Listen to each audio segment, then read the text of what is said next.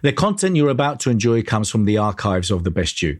We're devoted to the very best in personal development. With a magazine and resources dedicated to inspiring and changing people's lives, at The Best You, we work with the world's leading writers and trainers on the evolution of the self, and people whose journeys have been affected by their work and words. For more information, go to www.thebestyou.co.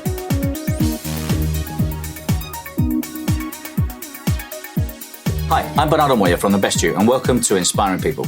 Today I have the pleasure of interviewing Gary Russel. Gary, for the last 40 years, has been running leading elite sports programs, which are based on studying human performance and human behavior to enhance, maximize performance in sports and maximize growth. He's worked with the likes of the National Football League, Major League Soccer. He's worked with the Premier League and with great legends such as Pelé and Jack Nicklaus, just to name a few. Hi, Gary. How are you? Good. And thank you for being here today. Thanks for having me. Tell me a little bit about yourself. Where were you born and what were the early years like? Well, I grew up outside of Philadelphia in the States, famous for cheesesteaks, which I've known to have a few of those. Grew up in typical middle-class row homes, as they would say. Learned to play my sports in the streets. Ended up being drafted by the Philadelphia Phillies in Major League Baseball as a kid. Excelled in sport. Enjoyed the girls, but I didn't do well in school. A minor flaw in the family experience, but that kind of gives you a little bit of background. And what were your parents like? What did they do? Well, when I was 16, no one knew that it was my birthday. So when you grow up like that as a kid, certainly at 16, I wasn't going to tell any of my mates that my parents didn't know it was my birthday. But I grew up in a family that was kind of disjointed. My dad apparently was a very creative guy and did a lot of things where he worked, but we never saw much of him. He was off doing whatever he was doing. And my mom, as any mom does, did the best she could with the kids that she had, and probably many, many days looked at me and thought, what's going on here? So, and I didn't know what was going on here. I mean, I knew that I had some special talents. I thought I was very intelligent. My grades didn't show that. I couldn't figure that out. And I think that's really what's pushed me to where I am now. And so school, what was school like for you then? Well, thank God there were girls in sports, because if not, I wouldn't have gone. But I wasn't very good at it. And I was the typical kid that I'd go and I'd be ready for a test and I actually thought I would do well, and I didn't. So when I became a professor at university, I created a class that the A that's in my head, but the F that's in my pencil, which means everything that I tried to get out of my head into the pencil to take a test just didn't work. But I didn't know why. Now I know why. And so those early years, you were good at sports. So tell me about those years when you started playing. Well, my favorite sport was basketball. So you've already seen me stand up. I was a lot taller when I was younger. Weren't we all? So I played basketball at a very high level. Our team went to the state championships. But I also played baseball, and that's where I got drafted by the Philadelphia Phillies to go into their farm system, as they call it, minor leagues. And that's where I stopped. I wasn't big enough. I wasn't fast enough. I was better than the average bear, but not, to get at that level, you got to be special. It's about 1% of the population gets there. And what happened after that? So you decided to carry on studying, or? Well, I knew I wanted to go to school. We didn't have any money to go to school, so it was work. I worked 2 or 3 years before I went. I went to night school, took courses that I probably shouldn't have taken, but I was advised to take them because they said, well, if you can pass these, then you'll look good. Well, they had me take physics and chemistry, and that was the biggest mistake of my life. I have no interest in that. So I worked a couple more years. I found a gentleman at a school that wanted me to play basketball there, and I went. Didn't do well in college. I passed. I was having a good time. And then as you get older and you're starting to mature, I decided that I would get my master's degree and then my doctorate. And I got a 4.0 in both of those. But it was only then, I was probably about 26 years of age, that I kind of figured out myself in terms of how do you learn and how does the brain work and how does it all fit together that you can make it work for you. And I don't think many people know that formula. I agree. So your master's, in what? In your degree? I know, obviously. I went to Duquesne University in Pittsburgh, got my master's in counseling, worked in schools at that time, and I always had this gravitation towards the kids that were struggling, because they were like me when I was in school. They were good kids, but they weren't doing well, and the teachers weren't helping it. They were grading what they saw. That was usually a bad grade. That made things worse. Minor flaw in education, but it's this cycle that goes on continually, and I wanted to study how do you break this. So I went into cognitive psychology in my doctorate degree and began and still working on trying to figure out how do you put people together, or how are they put together. And what was your first job then, when you finished? Is that something that you pursued afterwards? Well, when I was going to college, I worked at a delinquents home, and probably wondered that the only reason I wasn't in there was because I was faster than the rest of the kids who got caught. But I enjoyed working there through college, trying to help kids out. After I graduated from college, went to become a teacher. I went through a progression that I taught fifth grade, and then I had this revelation that I taught kids. Yeah. And then I had a revelation later on that I didn't do either one of those. I either created a climate for people to learn or I didn't. How old were you then? I was in my 20s. So you were still young. Yeah. At 26, you don't really think you're that young, but you are.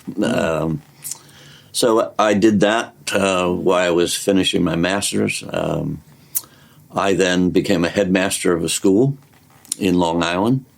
That was interesting. Loved it.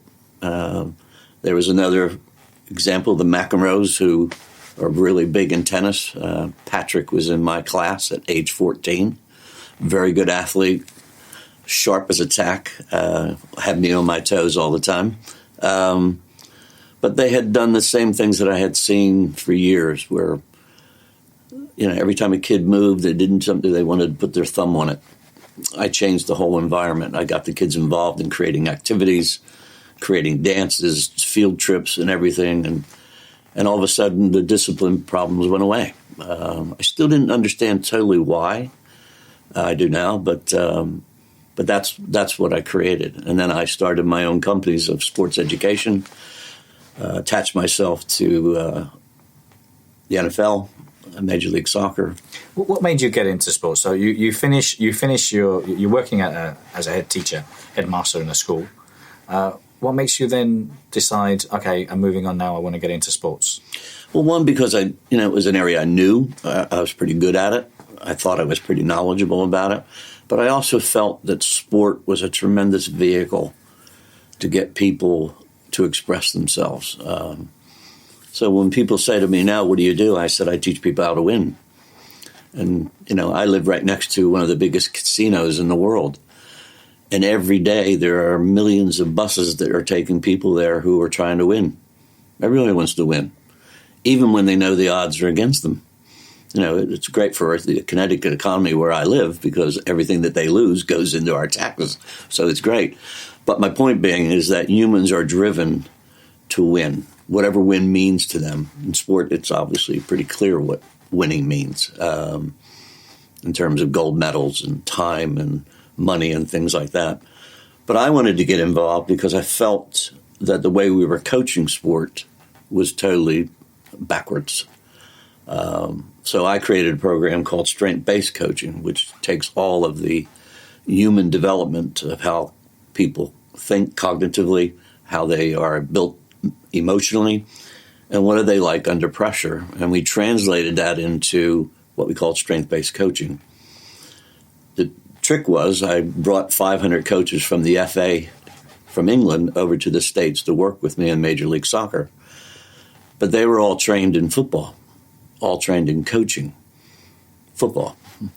I had to retrain them how to work with children because it wasn't about, 300,000 kids that we had a year. Less than 1% of them would ever go on to play in Major League Soccer. So what are we doing for the other 99%?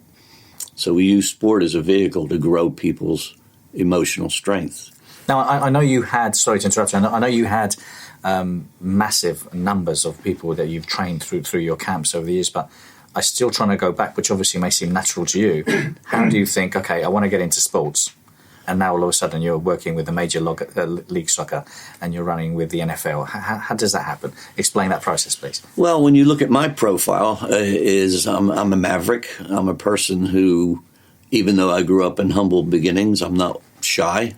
So I felt I had something, I feel it even more now, that was worthwhile. So I found myself on the doorstep of the NFL. And they opened it, and I had a chance to sit down with Roger Goodell, who's now the commissioner, and explain to him what I did. And given that it was so different, I got people's attention. And they allowed me to get involved. So as a point of difference as a business, I decided, well, if I can do this at the NFL, I can do it with Major League Soccer. So for the NFL, for example, what did you offer them? What did you say you could do differently? Well, the NFL at that time was struggling to get a fan base of kids. The adults they had. Soccer had 18 million kids playing in it in the grassroots. Football had about 250,000. Well, you would have thought it was the other way around. You would. Yeah. So they wanted to change that. So we took what we call non-directive coaching, which is that strength-based process, and got boys and girls involved in a different kind of football. It wasn't tackle. It was what we call flag football. But it was all based on this growth and development and fun and activities and things like that. So the more we did that, the kids were turning out left, right, and center because it was a good thing to do. It was fun. And whether they were ever going to go on and play football in the big leagues was, children don't think of that. But their parents do, and their parents were extremely excited that their kids were involved in something that was constructive. I mean, that was the link. So when Major League Soccer saw that, and of course, they started a league. We represented the league educationally, the teams, and we created programs from one end of the country to the other, constantly trying to involve kids, families, and make that link. Then we went to Jack Nicklaus and Golden Bear. We went to the Boy Scouts of America, the Jewish Community Centers of the United States, and all of those programs were designed, how do we get kids into the program? From a marketing perspective, they wanted to do that because they knew that would attach to the families. And the families would love it because it would help their kids grow and develop and stay out of trouble. So you developed these massive, successful programs for these major leagues. Tell me the involvement you've had. I know you worked with some amazing people. Give me some names and tell me what you've actually done with them. Again, I'm sitting there smiling because one would think after I did that, I would just say, okay, well done. Mm-hmm. But I'm the type of person that as that's happening, I'm already on to the next thing. And I felt the next thing was, as I was finishing my doctorate, was to take the information I was learning and find a way to get to personalities, people that if I got to them would give a good face to sport and give a good face to what I'm doing. So I started looking into this whole idea, which I told you earlier. When I was a kid, I was still trying to figure out me. So I began to look into what we now call profiling, which is, in medicine, there's an X-ray and then there's an MRI. And of course, if you have an MRI, it's a lot deeper, a lot more thorough. So when I started looking into various tests, I really felt that they were limited. They weren't bad, but they were very linear. And I don't know one human being on this earth that's linear. We're all pretty complex. So I began to look at all these different tests with the idea that if I got something strong enough, I'd be able to go to Pat McEnroe or Pele or whomever and say, would you like to know more about you? So kind of like your magazine, with the idea that if you understood yourself better, then your performance would be enhanced. And that's exactly what's happened. But before that, I had to find tests that would measure what the research was saying. The research says our talent is a pre-wired condition that we have at birth. Now, back when I was doing my master's work, the world was in this idea that all we had to do is nurture, love people, and everything would be fine. What we're learning now is so much more about us is preconceived, and it's pretty well set. So when children are born, billions of neurons begin to form threads. I don't want to put you to sleep, but form threads, they form patterns, and then those patterns develop into 3 areas of human behavior.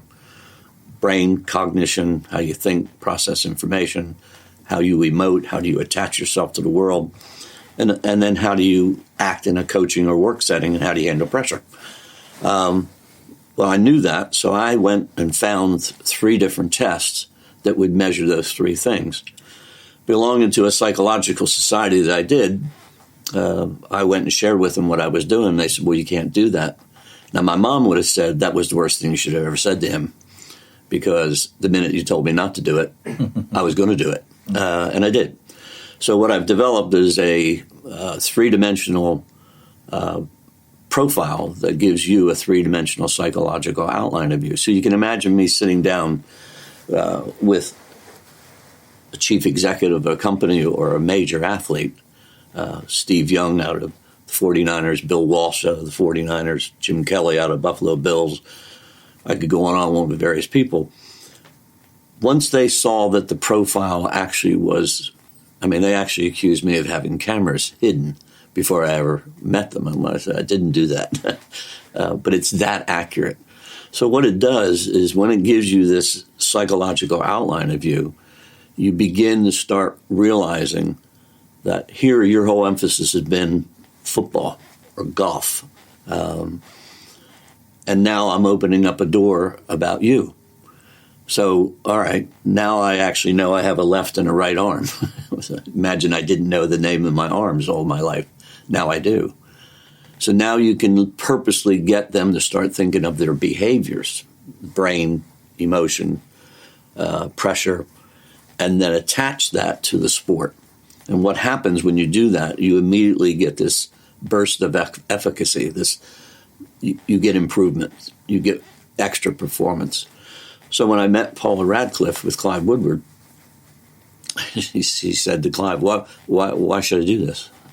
And he said, well, if it could take 0.02 of a second, where do I sign up? Because those type of people, they are looking for any little incremental change you can give them a hint to. So there's a young lady that I worked with here. Her name's Mel Reed, and she was 19 when Clive and I met her. This was right before the Olympics. And we had an idea of what an elite athlete model looked like. We put that together. And when we profiled her, she had the themes, but they were out of alignment, which happens to all of us. So we coached her into alignment, and within 8 months, we tested her again to see if the coaching worked. It did. 6 months later, she became Rookie of the Year, and then she was number 1 in Europe. And then, unfortunately, her mother passed away, and she's not doing as well now. But it's that type of progress that you're looking for, but it only comes when you put the 2 things together. There's only so far you can get in golf if you don't understand yourself. It is said that we live in a world our questions create. And it's true.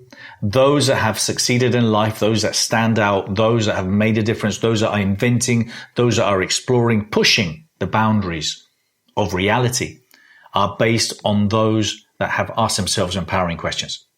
In my new book, The Question, Find Your True Purpose, I help you find your true purpose, find your legacy. For more information, go to www.thequestion.co. If you're interested in working with me, contributing, speaking at any of our many events, partnering, or licensing The Best You, for more information, go to www.thebestyou.co. So tell me, you've mentioned Sir Clive Woodward. Tell me your work with him and the involvement you've had and how you've worked together. Very interesting story, because I was on the beaches of St. Thomas, which is a good place to go no matter what you're doing. And somebody handed me a book right before I got on the plane, and it said Winning. And now we could say the rest is history. And I said, well, what's this about? And they went, what's a book by Clive Woodward? Well, I didn't know who he was. And they said, okay. I said, okay, who is he? And he said, well, it's a book about rugby. I said, well, I don't know anything about rugby. Mm-hmm. Read it. You'll love it. I did. And I don't know if you've ever read it. It was great. It's a great book. Mm. So when I got done on the beaches of St. Thomas, I called some people over here that I knew, and I said, I got to meet him. So flew over. His profile is a lot like mine. We had a 2-hour meeting in a pub. 9 hours later, we're still rabbiting back and forth about things.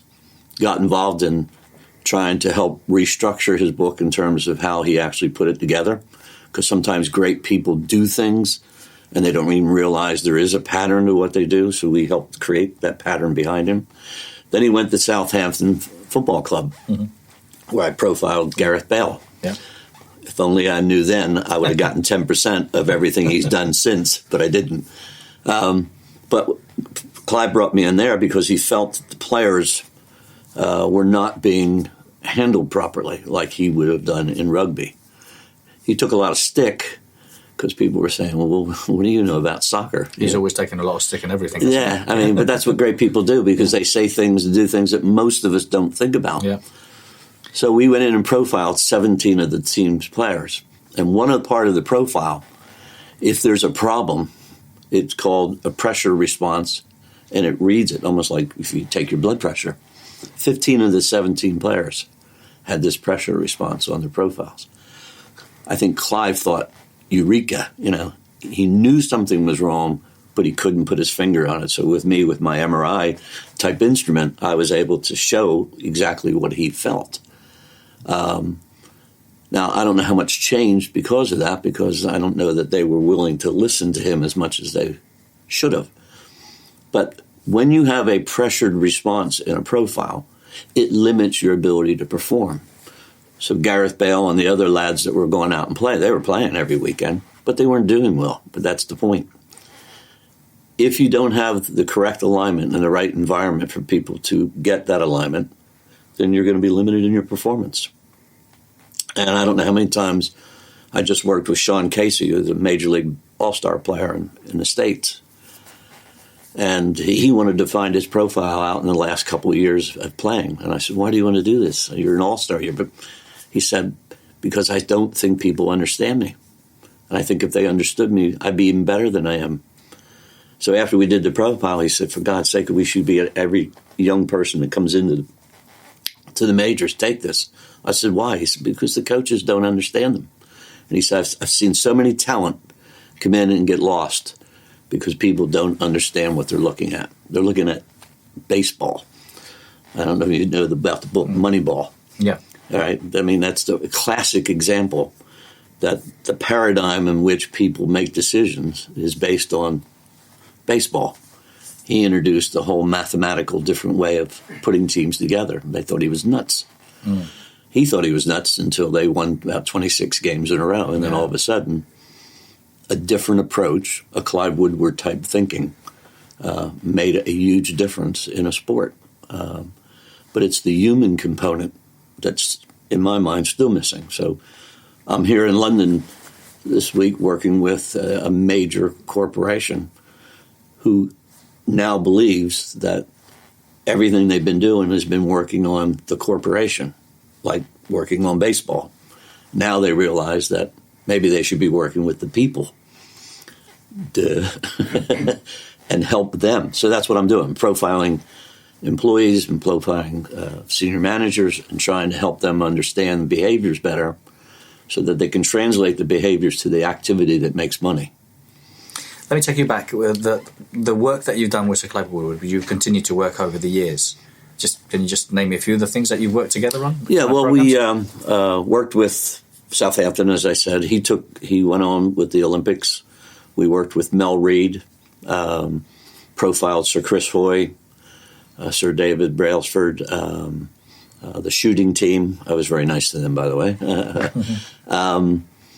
And Paula Radcliffe, worked with her. And then over the years between things, we've just started with another young lady from Scotland that we believe has a lot of promise.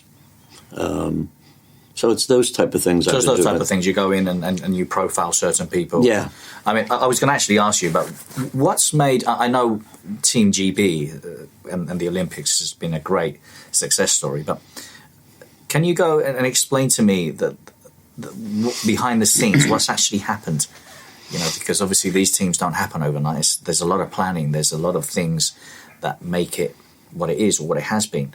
Can you explain to me what happened with Team GP and how it was so successful? Yeah, well, again, I'm going to give you what I know about it. I wasn't totally involved, but it started back in 1996 when Great Britain won one gold medal, and basically went home with their tail between their legs and said, "This is ridiculous. We're better than this." So people like Clive Woodward and others like him got together. And the first thing they had to do is to realize that if you want to get anywhere, you're going to have to put some money in it. You have to fund the ability to develop programs. You got to design ways to find better coaching, ways to enhance that coaching. And literally, they went, I think, to Beijing, won 15 gold medals or something like that. And that's when I met Clive at that point, when they were working towards getting to this Olympics. And, of course, you won the games. There's always a little bit of a home advantage in terms of medaling as well.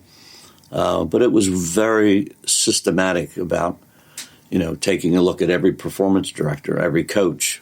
Were they good enough to produce an athlete? Asking every person, can you win gold? And if they said no, or hinted that maybe they couldn't do that, they were basically, well, we'll get somebody else who thinks they will win gold. So it's developing that winning mindset. And that takes time to get people into that type of thinking. But it's obviously, proof's in the pudding. 39 gold medals this past summer shows that all that effort that was put together, it actually worked. But it's getting, you start with money and coaching and all things, but it's getting the right talent. And part of what I didn't do it with all the athletes, I wish I would have, but is trying to profile people to find out. So I can't tell you who's going to win. I can just tell you who wants to. That's the difference. And, so if I profile 10 sprinters, they all can run. But what the British Olympics was looking for is who wants to win gold. And that's, whether we go to an opera or whether we go to a sporting events, there's always 2 or 3 people that seem to have something that the others don't have. They're all good, but there's just something special. My job is to find out what is that. And that's what I do, and I can do it. I can tell you specifically data points or talent themes that constitute a person's behavior that you see out on the field. You can see it on the field, but you don't know what's causing it. So if you know what's causing it, you can coach it. Can you explain to me a little bit about Jack Nicklaus and the work that you did, for example, with him? Well, like every sport, the PGA and golf was interested in how do they find a way to get people involved in the game. So with Jack and Golden Bear, we developed youth programs, again, using a non-directive way of coaching so that the clubs were different shape, the balls were different shape, and it was a way of getting kids in. And you didn't need a golf club. You just needed an empty field.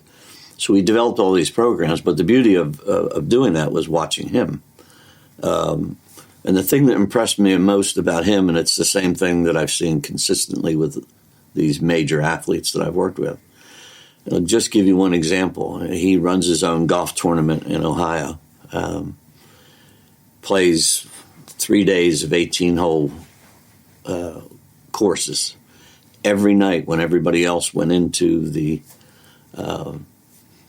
lounge to have a drink or get something to eat, the first night I was looking for him and couldn't find him. And Jim Flick was his coach. And I said, where's Jack and Jim? And they said, so I looked out the window, and sure enough, Jack's out there hitting 200-300 balls every night. And he wasn't 21 then. This is at the end of his career.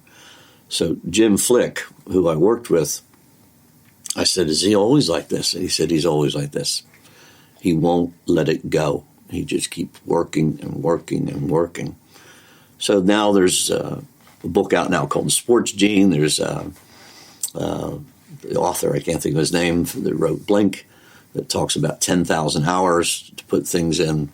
And now these people are arguing how many hours. Don't argue about how many. Just know that if you want to get to gold, or if you want to be the best, you have to have the talent, but you got to work and work and work and work. Ted Williams, I don't know if you ever know that name from baseball in the United States, said he used to swing the bat every night 3,000 times, over and over and over again, developing those neural pathways that get people to consistently perform. He tried to coach, but he couldn't because he worked with people who weren't willing to work, couldn't handle it. What's your attitude towards learning? I don't think we understand it. As I said to you earlier, we've been working very hard to master a formula for failure, which means simply that even though we have so many statistics now that say to us it's not working. For instance, in business, we know we're only hiring 1 out of 5 correctly. We know now this idea of engagement, which is the emotional attachment that you get either in sport or at work. In the UK, it's only 19% of the workers are engaged in what they're doing. And engaged means that their head, their heart, and their body's committed. So you say, well, it's only 19%. What are the rest doing? Well, most of them are coming in, punching in. And those who don't come in and punch in, it's costing us $300 billion a year because people are absent or they just don't show up.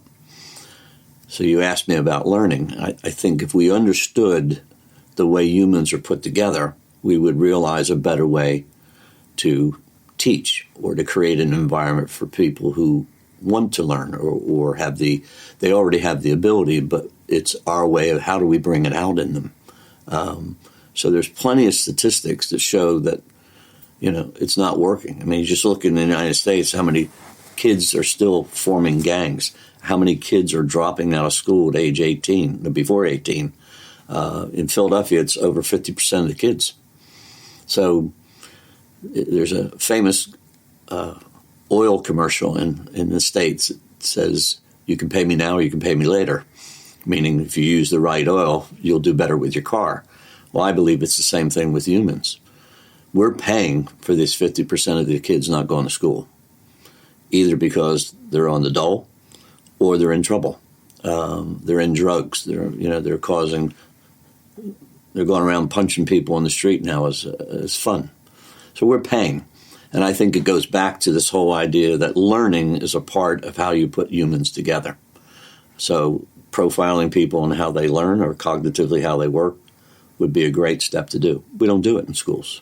But there's so many things we don't do in schools. I mean, when I've interviewed so many people who are very knowledgeable and are experts in their own field and are more than willing to give their time and their expertise, when and what needs to happen for this, for us to change the way things or how we teach at schools? You don't have enough film. To find out about my latest projects, get a free coaching lesson or download my book, go to www.bernardo-moya.com. Well, I think there's tons of things that need to happen, but I think the biggest thing that needs to happen is to expand on the research that we're doing to understand how the human system works. We understand every other bloody system that's out there.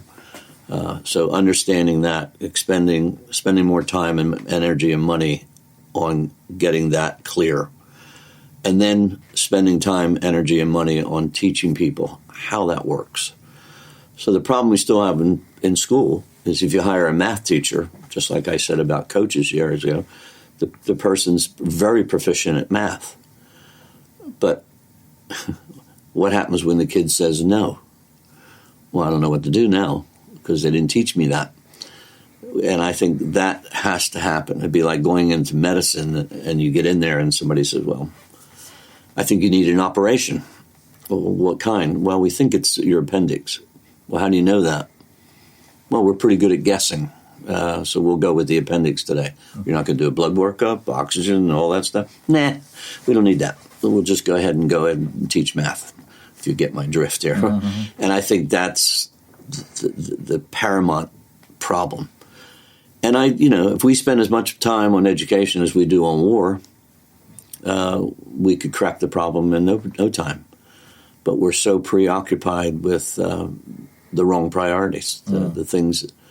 So I chose sport because there's a real interest in sport. People pay a lot of money to go watch professional football or soccer or basketball.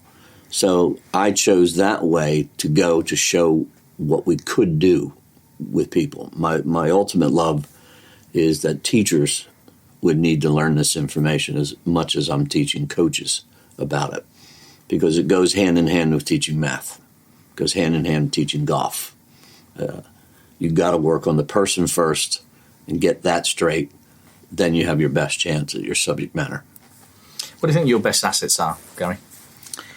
It's obviously not my height.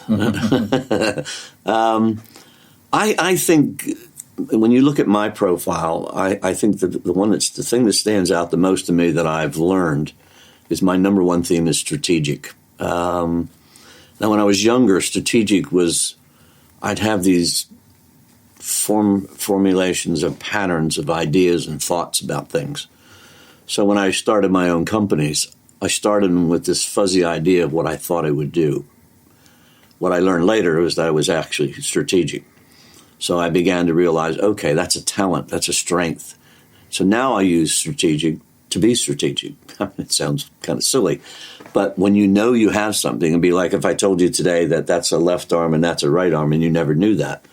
Now, cognitively, you could start saying, okay, well, I can use this now because I know what it is. It's a simple analogy, but so using strategic. So I think when I look at the world today and what I'm doing, I'm really a paradigm pioneer. I'm a person who doesn't go for the status quo. I'm not interested in settling. I'm interested in using the strategy to build new ideas, new patterns. I mean, when you look at Clive Woodward, that's what he's about. The rest of the country, maybe not everybody, they kind of look at him and go, what are you on about? He knows what he's on about because he has strategic. I profiled him. I know he does. So that's the first thing. I think the second thing I have is, even where I grew up, is I have a theme called positivity. And no matter what situation I get myself into or happens, I always believe there's a way out. There's always a way to fix it. I never understood negative Nellies all my life, but I understand now that they don't have that talent. So when you work with teams of sport or teams in corporations, you need to mix people's talents so that they can complement one another. Because if you have all the negative Nellies together, you're not going to get anywhere.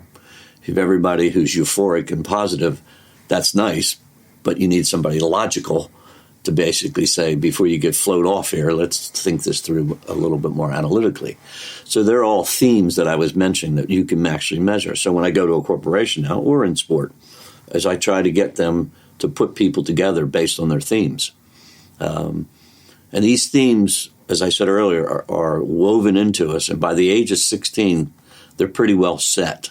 Almost like if you said to me, you should be 6'4", Gary. Well, thank you very much, but that's not going to happen. So if I have a theme of positivity, it's going to be there forever. So it's important to obviously address these things. The earlier we can address them, absolutely, yeah, the better. So in sports, in general, and this is a massive generalisation, what are the best assets to have to stand out in sports? Well, if you're going to get to the elite level, we know what it is now. We know that you have to have a theme called competition, which seems so simple to say. But there's lots of people that you profile that are fairly good, but they don't have competition very high in their profile. And if they don't have it very high, the chances of them being 6'4", in my analogy before, is very difficult. So with competition, with another theme called achiever, with another theme called restorative, which is about problem solving, you can begin to cluster data of people that are at the top. For instance, Gareth Bale has competition as number one. And again, as I said, if I could have gotten 10% of that when I profiled him years ago, I'd be doing well now. So it's no surprise to me that he's doing what he's doing now. The people who don't understand this look at that, well, he's good at soccer. Yeah, but what's really good about him is this burning fire that's inside him that we can measure now. So you need restorative, which is problem solving. You need competition. You need achiever. Depending on the activity that you're doing, you may need a theme, like golfers need a theme like focus, which they're able to translate experiences over and over again the same way. I'm working with a golfer right now, I can't say who it is, who's interested in getting in the top 10. And the good thing about talent, if you have the right talent, we figured it out. We have to teach him to get better 1.5 strokes per 18 holes. Now, if it were me, you'd have to get me better 100 strokes per 18 holes. So we don't have to do that much once we figure out his talent themes to coach that. So it's easy to do it once you get beyond the golf and you get to him, because he's had a consistent pattern that he gets in the tournaments, he goes really well, and he always falters in the last 4, 5, 6 holes. So something's going on mentally and emotionally that's affecting how he plays. I mean, that's the key. So if you can figure out those things and get them aligned, then you increase their performance. I think it was Humphrey Walters that mentioned that. I'm not sure if it's his or Sir Clive Woodward, but he was saying that winning is sometimes just a matter of inches. It is. Yeah. And that's the key. You know, so when you take that same idea to the corporate world, these companies that put on these educational programs where you get 16 booklets of training and you spend millions and millions of dollars on it are really getting a lot of stick now. And the reason they are is because if you spent that much money on picking the right talent, there isn't that much you have to teach to get that inch. There just isn't. But figuring out that inch is more than the game. I mean, how many times can you go over how do you hold a racket, or how do you hold a club, or how do you bend a ball? If you get that very proficient and you're still not number one, then you got to go to what I thought you should go to in the beginning, which is the psychological side of things, the mental preparation, the pressure response, the emotive qualities of people. And then you get that tweaked, and if they have the talent, then 1.5 strokes a Donnell. You'll be able to do it. Not relating specifically to sports, nowadays, the way the world is and how things are moving so rapidly and the economy, what do you think the best assets are in general to have to stand out? Well, I think, anyone that doesn't have achiever in their profile right now is going to struggle. I think people who don't have the theme of analytical, because so much now is based on technology and the ability to use social media. So if you don't have those themes, then it's really good and smart to put people around you who do. And again, here we go, that if you don't know who has what, you're really going to be guessing. Now, there are certain people who are pretty good at guessing and put people around them fairly well. You may be one of them. But most of us are not very good at that. So, if I were starting a business over right now and I was 25 and I know what I know now, the first thing I would do is profile a good finance person. And I know what the themes are of what a good finance person is. If I interview them and use their resume, that's lag indicators. It tells me what they did yesterday. When you profile somebody, you're looking for lead indicators. You want the predictability of what somebody's going to do tomorrow. So I can profile a finance person, and I can tell you before they ever step out to do anything what they're going to be like. And what I'm doing now with corporations is profiling people in certain positions that have certain themes, whether it's finance or whatever it may be. So I work with a big corporation in the States. It's like Asda over here. And they have store leaders who run their 450 stores, $10.5 billion business. And they've been hiring the wrong store leaders. And, of course, they do the typical things that, well, Joe's pretty good in the meat department, so we'll make him store leader. Best salesperson, let's make him sales manager, and it's just a big mistake. So what I've done is I've gone in and I've gotten them to rank their people, just same thing in sport, get the top 10 people versus the bottom 10 people, do their profiles, and you'll see they're like chalk and cheese. So you look for the themes of the top people versus the themes of the bottom people. Then you create a succession model. Same thing in sport. If you're going to bring people in, you know what the top people look like. And that was what Clive and I were working on. What's an elite athlete look like, or what's an elite worker look like? Well, a worker really depends on what they're going to do, but so does it with an athlete. So the themes you may need to be a great golfer may not be exactly the same that they need to be Sir Chris Hoy. In fact, Chris Boardman and Chris Hoy, long-term cyclists versus short-term cyclists, have two different profiles. So what you need, the constitution that you need, the psychological part of you to run a short race is different than a long race. And that's what we profile. Mm. So that if you want another short-term sprinter, you want a profile like Chris Hoy's. If you want somebody who's going to do distance, you need a different kind of disposition or person to do that. Mm. You want a person who's going to run a business, a person who's going to be a store leader. So I create succession models now so that companies that use this information, they get a template, a winning template from us that basically says, here's the data points that you're looking for. So if you want to interview someone to make sure they don't have three noses and things like that, okay, use it for that. Interviews are terrible as a predictor of hiring people correctly.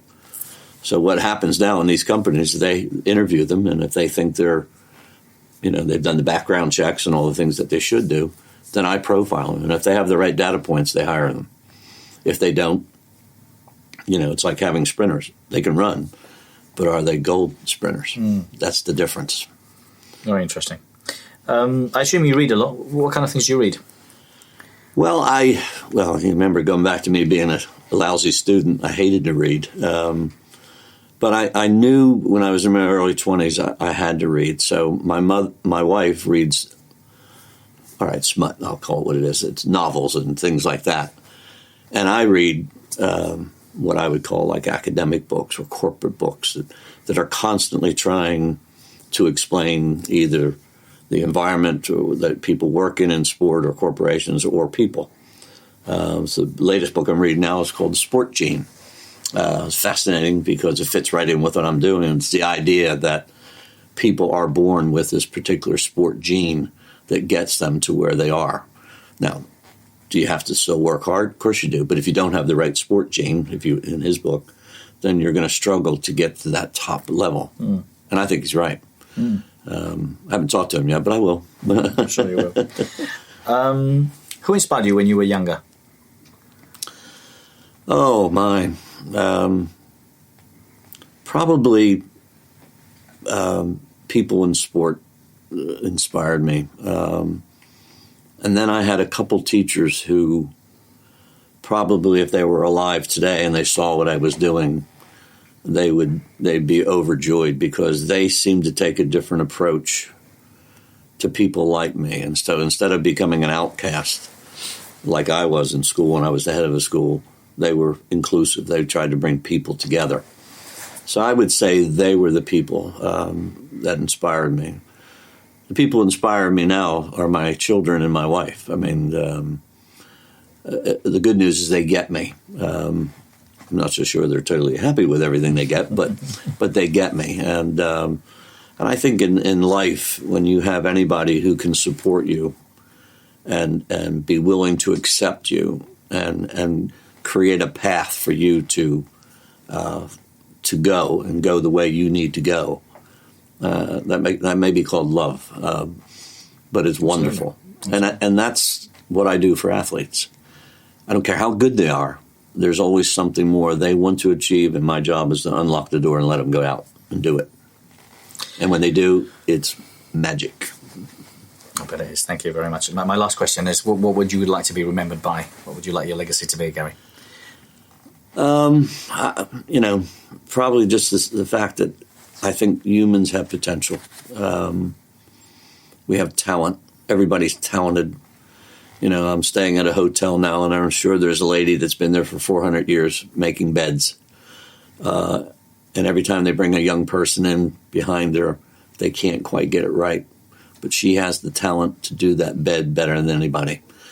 And if she does, and she does it well every day, and she goes home and she feels good about herself, that's the legacy. I think that's what people need. My ultimate dream is to develop a $10 or £10 app where every kid at a certain point can go on and begin to find out their talent themes psychologically, as we do. And then when they get older, they can take a more sophisticated test. I think so many people go into schools, into business. This company I'm working with now, they're analysts, and I would talk to their top guy yesterday, and I said, I understand you do really well. He said, yeah. And I said, why? So he started telling me things he did, and I said, I didn't ask you that. We don't know why. And I think even people, some of the biggest names that I've worked with, when you get them behind the door, as big as they look out here, they're struggling. Like everybody else. They're almost afraid they're going to be found out. That I can't be this good. Maybe this is luck.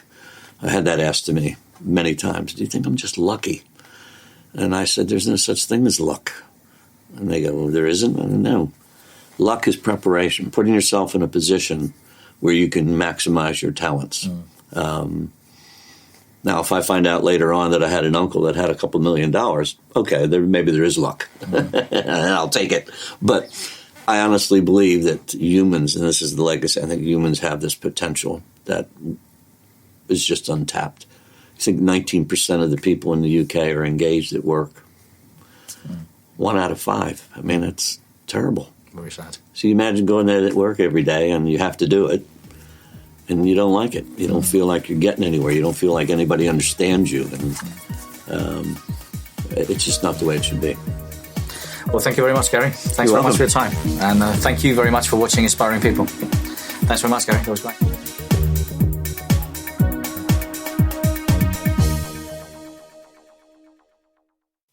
For more information, go to www.thebestyou.co.